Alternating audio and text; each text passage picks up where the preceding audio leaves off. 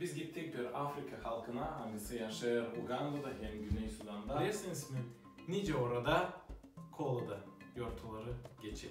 Onlarda açlık, onlarda pek zor yaşamak. Bari halkında nereye ben gittim, onlarda yok. Ne çamcağız, ne tatlı yemek, yok bağışır birbirine. Ama onlarda var kolada.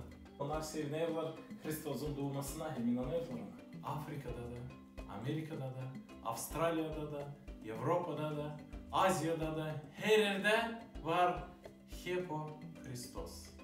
Hangisi doğdu? Bu yeryüzüne. 2022 yıl geri. Bütün dünyanın Hristiyanları da hep o Bibli. O değişilmedi. Hep o historia orada yazılı Hristos'un doğması için. Kolada o değil, çam hem yemek hem bağışır. Zeri kolada o Hristos'un doğması. İsus Hristos doğdu bütün dünya için. O kadar pek sevdi bizi.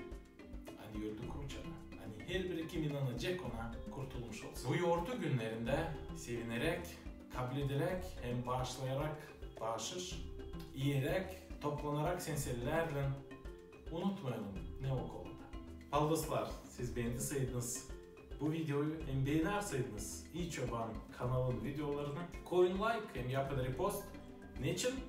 Daha çok insan görebilsin bu videoyu. Hem yazın komentarı varsa da sizden sorur. Kalın sağlıcıyla. Koladayla kutlayalım.